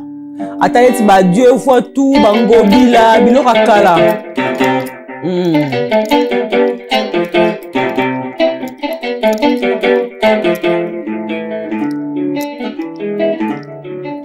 Mama talangonga zako beta e bambino talangonga sekuti ya bolingo oyo laka kinga ya lamu oyo prometa kinga boya bole saleza lisumu ngena kokufana na te sokolindinga nalingi lomo ya Koffi akala penza avant yo bota maintenant ko bota miti muso zaka olina betani Dieu voit tout ko beta ngote oui même voilà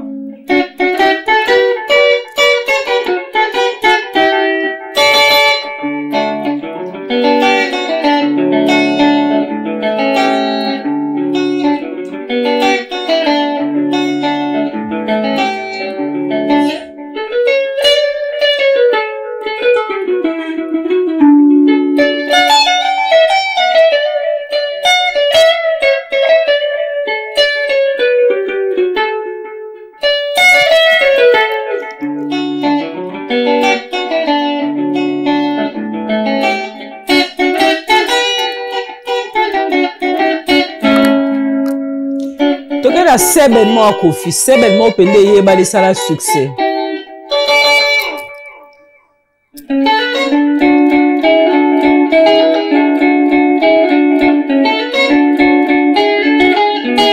Regarde-moi. Tata mobimba ye.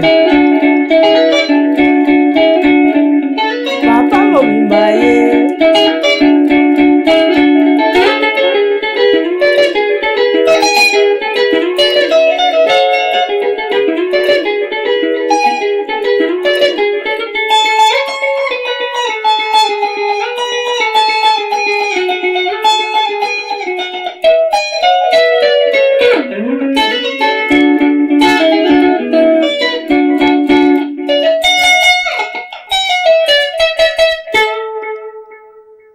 Oh, Sarah Solo. Si quand on se paye ça, le boss Jojo Mandiki Mapata. Le boss Jojo Mandiki Mapata. Vraiment, en tout cas, tout ce fait au moins arrêté à Messi. Baïlo Kanto, l'homme du Bataclan.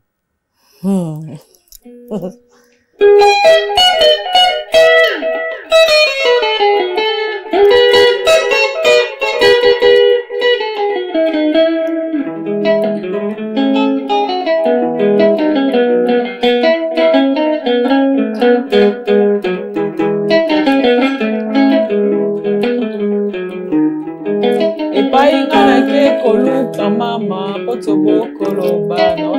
oh mama, makanisi ekomi mosika, makanisi ezongi mboka kokanisa sheri, nalelela nani ye Sara yokanga mosala oyo lokola soda na kotika yo na baboti nake mosika lelo awa. Hein? Bête, elle homme soit arrêté.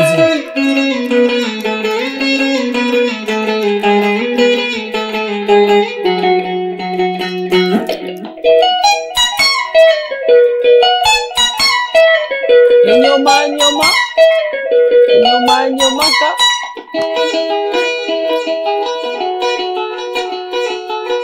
Anyoma, c'est le mbongo.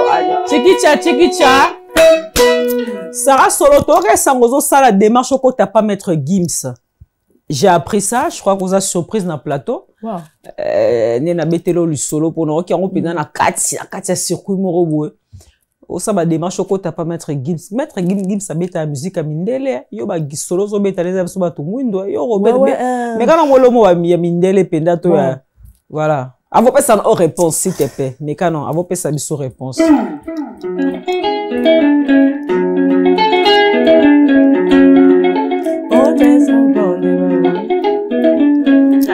Comme jamais, ça fait comme jamais.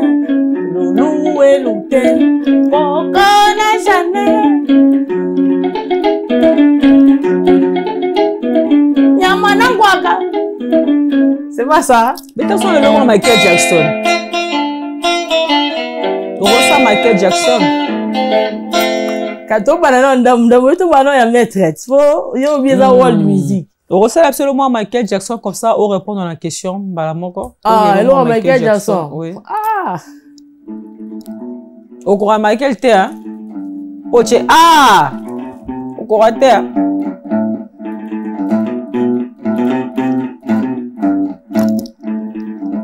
Oui. T'es non qui t'es?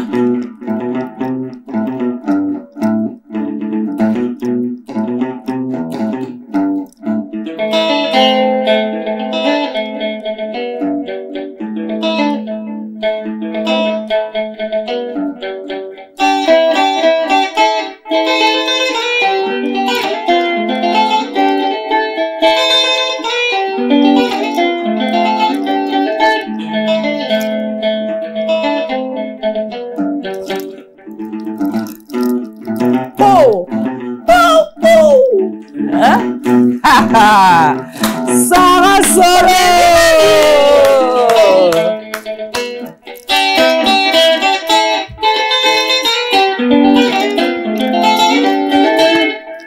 Adoré bien Sarah Solo. Voilà côté nanga kunate. Ya to bi maman mettre Gims Solo tira ngana kende. Po ba bilo musoza. Po yo ça va démarche ko ta pas mettre. Tezaki ba démarche ko ça tezaki li solo pe to lobelango na kati ya bo solo awa to lobelango kaka. Et bon, et là, on va dire parce que mon tonton est na wenge na Kisasa, papa Juna mande hôtel biso et papa Juna s'est déjà na talent à Sarah Solo et on est à Paris, à côté na papa, lui qui va parler avec son fils, tema maître ambassadeur ya Congo, donc les ambassadeurs de voir les qui ko bimsa parti so bazana talent mais bazana na ndenge ya robimilati absolument ambassadeur ya Congo ouais bon et qui okoma pour ngaza mutu moti na bimsa ba voice ba batu nde bazoloba tu vois non c'est pas important mutu déjà betina we raton azo annoncer que bientôt bon mona na Gims dans elle comme douter donc ba congolais ba valeur ba tout ba kufi moni talent boye tarablo tuzo tinanga na obeta ba blo mso en 1960 nazali kutoka bota maté mais na incarnant on azo beta on za ba blog ya revaloriser mais et comme le rôle impossible comme et comme le rôle est le mot impossible à être ambassadeur et mboka mettre donc la démarche est toujours en cours. Ba démarche est en cours parce que papa Juna et moi na makambo na maboko et maman Angèle et moi na makambo na maboko et poto na kutana ki na ope na concert maître Gims jour a eu arena tozaki na nazaki wana parce que maman Angèle me tapé une invitation maman Angèle il me tapé une invitation et maman ya bana na luka kut batu mwindu na mona batu mwindu temba mona yomona yona musika sika ngabi wike bana na kote ayu arena mbali bosola mona batu mwindu donc maman Angèle et moi ibi bana ni bazaki wana mais ezelo mo ya sérieux pena ezelo mo pona onera Congo. Absolument. Au moins que na obetelo wa Gims mais aux autres attention te poni ebonga na koyemba na ye. Koyemba ne pesa rapasi. Voilà. Beta na sapé comme jamais. Ya on a beta ki mo comprendre ki on te da. Oh beta. Zo kwa so po ezo vacuum foye mo ka cha voix. Net mi go to na nouveau chanson.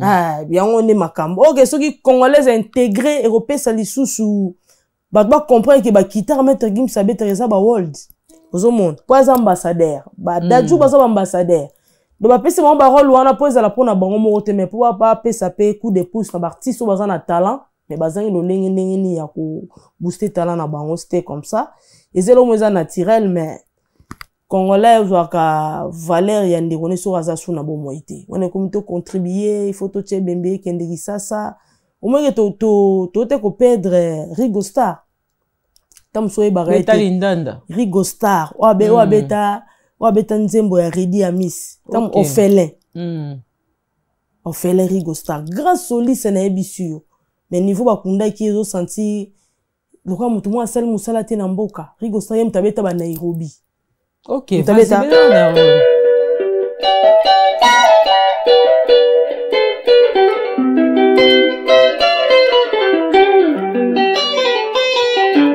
Moni, il m'a bête, on t'a. Ok, na, on kati mou c'est bon. On t'a bon. Bakana nga Roger moi nangele. Rigo Star, m'a bête.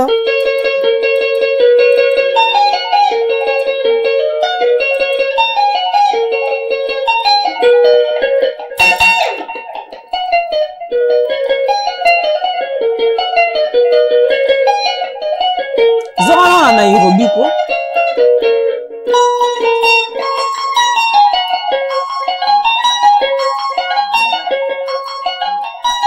wana orphelin a Redi Amis Rigo Star et puis mutabeta Nairobi chanson composée par lui-même.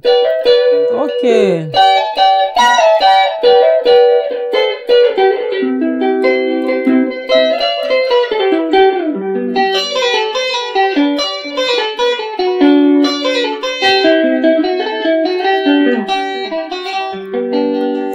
Nzambe motindo ya pasi banyokoli yo yaka pembeni nazalisi yo ya motema ya Marlène tofandi bomwana tomeseni nga na yo le 15 eza ya koyinda ozomona mais père akufi bakundi na Londres ye moko choisi matata obina beta Nairobi mais mutabeta ngo Rigo Star et composé par lui-même c'est cette chanson mais akufi bakundi ye moko avec son fils akufi wapi akufi na Londres toto kundi na 2000 na ba 2024 ans ba débit ozomona donc pas ni mutasel musala mais lokwa biso batasima batia biso kate donc toza ba numéro ba Sarah solo lelo soliste nini oyo vraiment o sepelaka na yo vraiment tout cas so kangi misu obite soliste pena ye wana tanga mibale soliste pena so na kangi misu ke na bi pena ye na ne ya sincérité mibale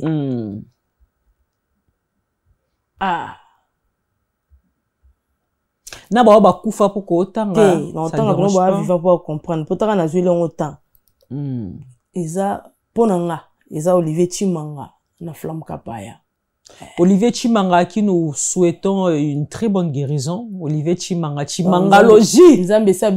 Chimangalogie. Bonne guérison à toi, Olivier Chimanga. Père a triplé. Chimangalogie. Donc, soliste Olivier Chimanga nanani. Na flamme kapaya. Et pourquoi Bangomi Balé Kaka? Parce que Bango mélodie éthique à l'éternel. Ok. Donc, Robin Natanga mi balé na tangi no Bango bongo. Oroselanga Solomoro Olivier Chimanga sala papa wemba. Mais oui. Neti banze mu neti ba.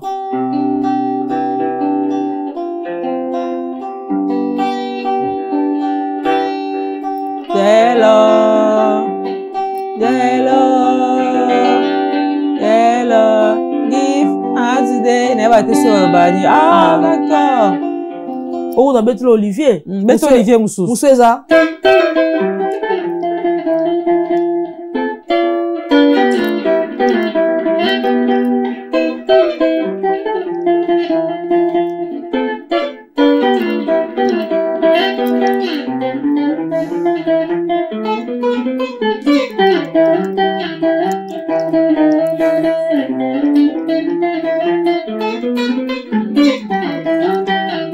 Weza irena ke ya tikinga na tika lina mawa Bete persona lo mo flamme kapaya.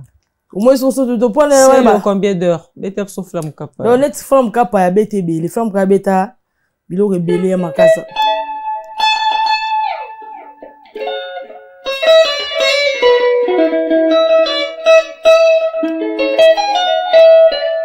Basi bali à 3 points. Bazoli à 3 points.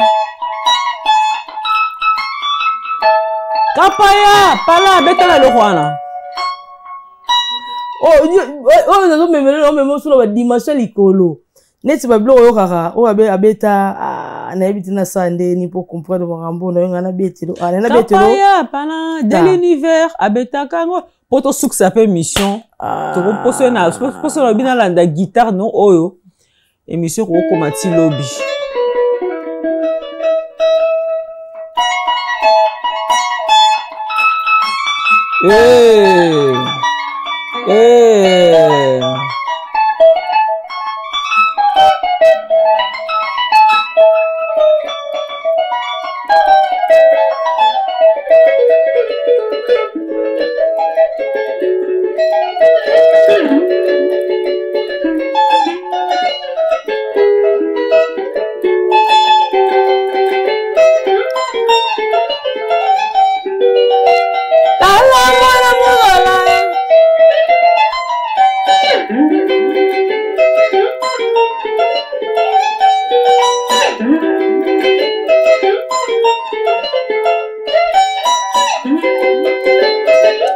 Et là, on a wana namoni ozo kolongola ngote wala pande cadeau suka poto clôturer mission. Et là on sait.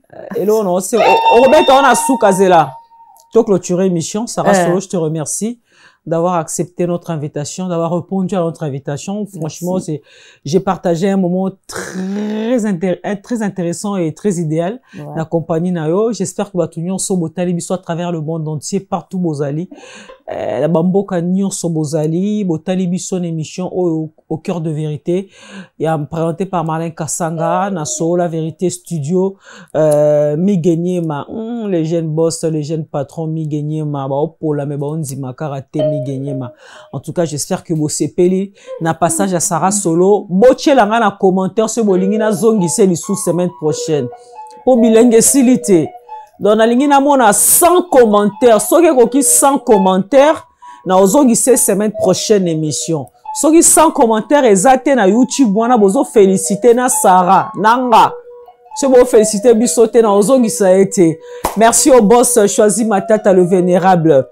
L'ange céleste, le boss Choisi Matata. Il y a pas de le maître de votre maître. Merci également à monsieur Edgar Georges Bampala, Edgar Georges Bampala, activiste droit de l'homme. En tout cas, un grand merci à vous et pour votre soutien également. Je remercie encore l'honorable le Saint-Talamaku, en tout cas, un grand merci à vous également pour votre soutien dans cette émission. Sarah Soto comme Nasuka à moins qu'il ose un dernier message au paix, ça peut te clôturer l'émission.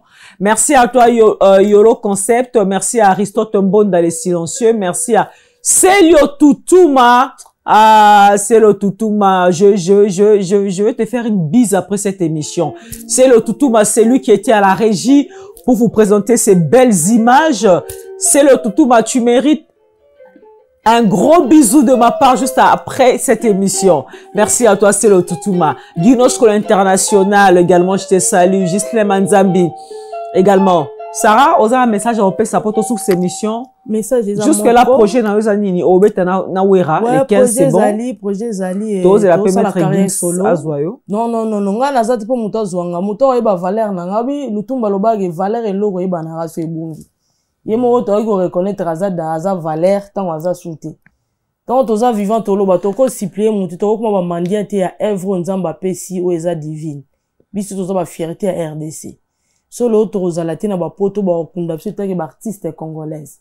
Neti soliste à moi César anga ya par bataz bolio.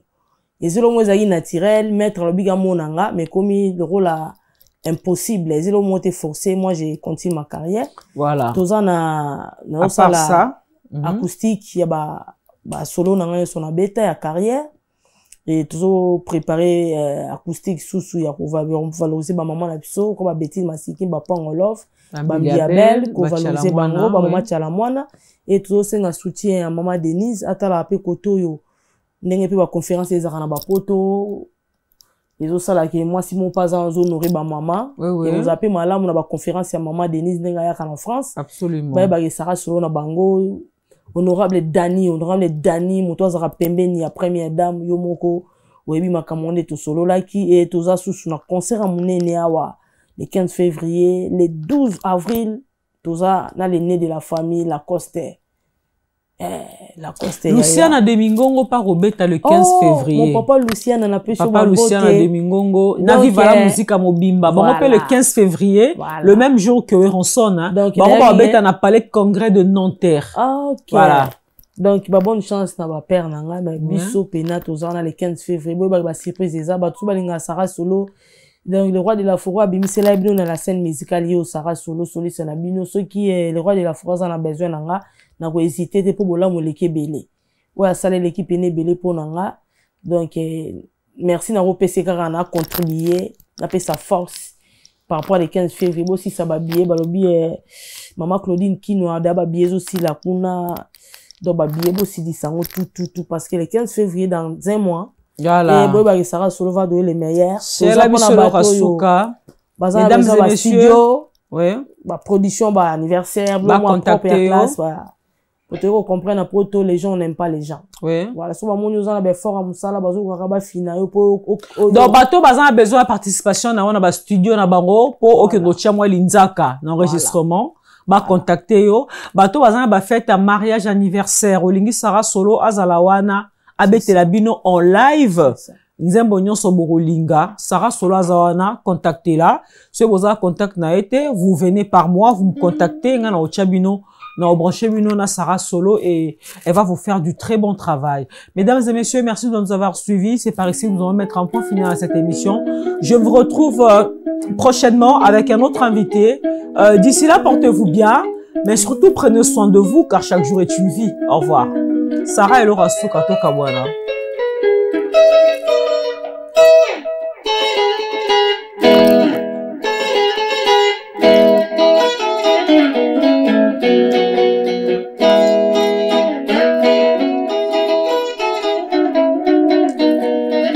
Sarah.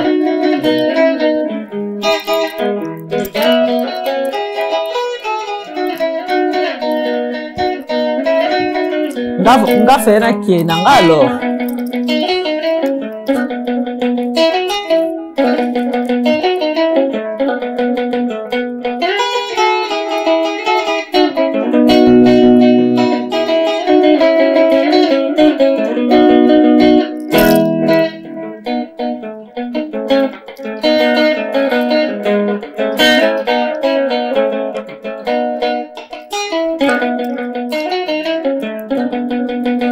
Chuchuma.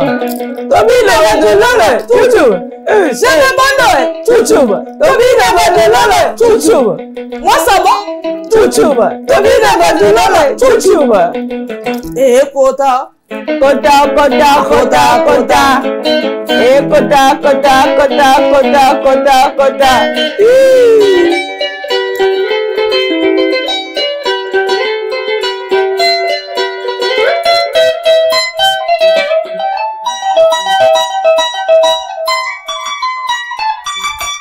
Papaya Gala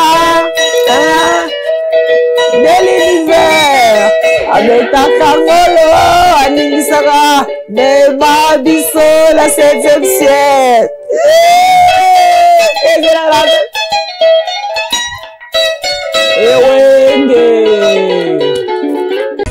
Maison Awatusa chez Maman Nicole Malonga.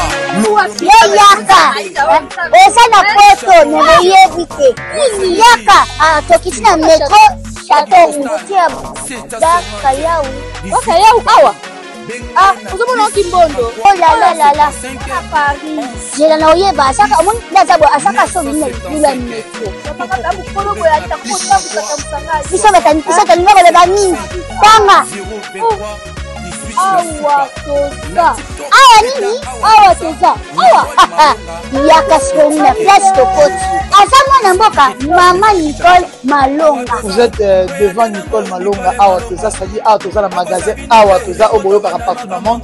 Nicole Malonga awa toza, maman awa toza devant vous. Toza na Château Rouge sur la rue Custine numéro 3. Awa naza na produit spécial, ba produit oyo elongolaka attache tozolobela makambo matampo ba mama ba bébé belé ba mama bazotambola kaka na ba poudre na ba fond de teint. Nicole Malonga awa toza awa na Château Rouge na ye pona kolongola batampo ba mama banduki ya ba mama oyo baza na besoin osala taille pona kokita mabumu ba mama oyo baza na besoin ya kosala baforme kalingi azala na tolo monene alingi azala na nsima monene baanche monene bipende monene. Maman Nicole Malonga awa toza nde kaka boyebi depuis 2007 nateka baproduit ya kogrossir bafesse sein mollet hanche non yozomona te oyo loka matle eloko evanisaka mabala eza mpona mibali ça grandit limaso olingi soko moni ekokikoti wana sino ekopasuka nakotela nakobongisa ezotraite telema vraiment nga mona eza victime na meki yango oyo bazobenga ye na